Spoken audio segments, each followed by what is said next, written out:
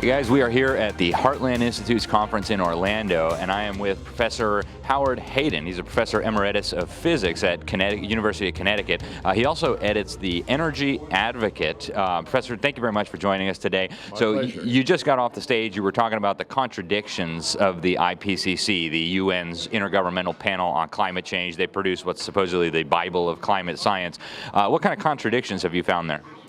Well, the main contradiction has to do with the difference between the amount of additional radiation that is emitted by the surface and the amount of radiation blockage that can be done by what they call their radiative forcing.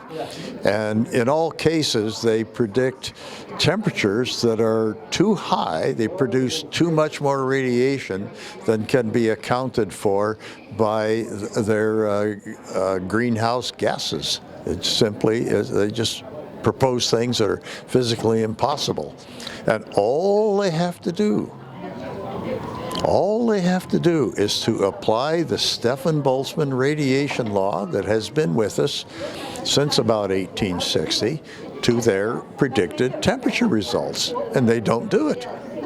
Why don't they do it? I give up. Why? Interesting. Perhaps it's oversight. Perhaps it's they don't want to contradict their political bosses because there's big money involved. I don't know. I mean, make up your own rules. I'm not a mind reader.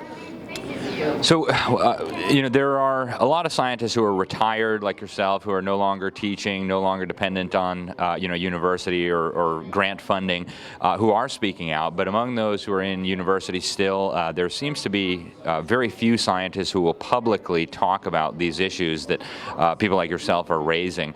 What do you suppose is going on? Well, I don't really know, but one thing I have noticed is an over-reliance on people who are allegedly experts. In other words, if somebody has some kind of theory about biology or something like that, I'm not going to contradict him because I'm not an expert in biology. And so if somebody is an expert in, let's say, nuclear physics, is he going to contradict somebody who is an expert in climate science? It's very often that sort of thing. Sort of a, let's just call it a respect for people who are in fields other than your own. And, it's not necessarily malicious or anything like that. It's just kind of what people do. So, from a broader perspective, the whole hypothesis and the conclusions of the UN IPCC that it's almost certain that the warming is caused by human activity, that CO2 emissions are the primary driver of this. What do you think about that? Is that correct? Are human emissions of CO2 leading us toward a climate crisis that should be solved with these kinds of intergovernmental mechanisms they're proposing? No. Now let me explain. If we take the standard thing that the IPCC likes to calculate is what would happen to the temperature if the CO2 rises to twice its present value. And if the CO2 rises to its present value, and I use the IPCC numbers, that would increase the ability of the atmosphere to retain an additional 3.7 watts per square meter from going into space. However, the temperature that they predict for that is around 3 degrees, or between 2 and 5, but we'll just take their 3. That 3 would cause the surface to increase its radiation by 16.7 watts per square meter, which is far in excess of what the CO2 is able to retain. And they just do not apply the Stefan-Boltzmann law to their results. So in the summary for policymakers, which is used, of course, by policymakers all over the world, they've argued that it's practically a sure thing that CO2 is driving this, and that to fix it, we're going to need massive changes in the economy. I just got back from Egypt a couple months ago. They agreed in their final document that we needed a total restructuring of the planet's energy systems. Now, you work now in this energy field. You edit the Energy Advocate. What are your thoughts on this proposed restructuring of the global energy infrastructure? Does that make sense?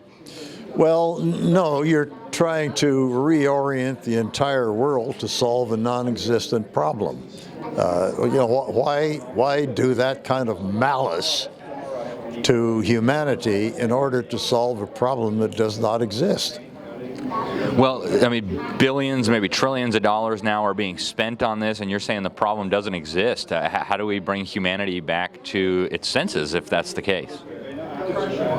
It's hard to say. I don't really know. But there's the scientists have the smallest say in this, and the politicians have a heck of a lot more. And I think it's really the press that's got to be changed.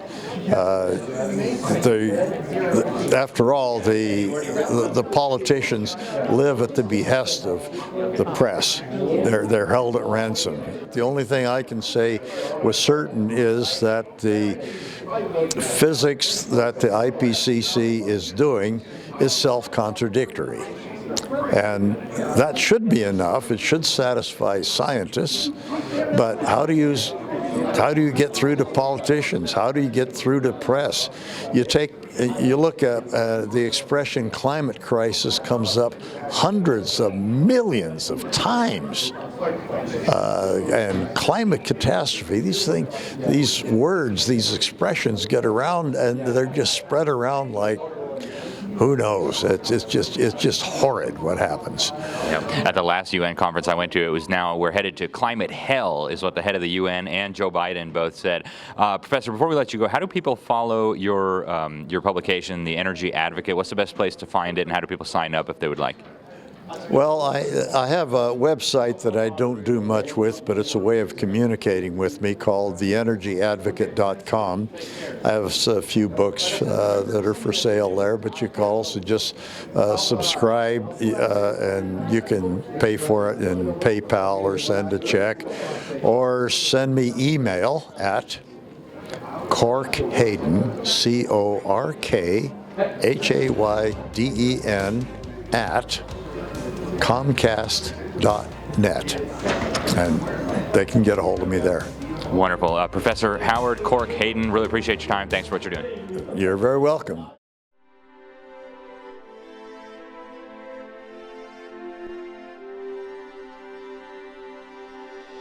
Life, liberty, and the pursuit of happiness. The Declaration of Independence proclaims God-given rights, and we intend to protect them. Working with people like you for over 50 years, preserving freedom and building a better tomorrow. Safeguarding the Constitution by limiting government power. We are restoring liberties, educating voters, and leading the freedom movement. Join with us. United, we will defend our rights. We are all Americans. We are the John Birch Society.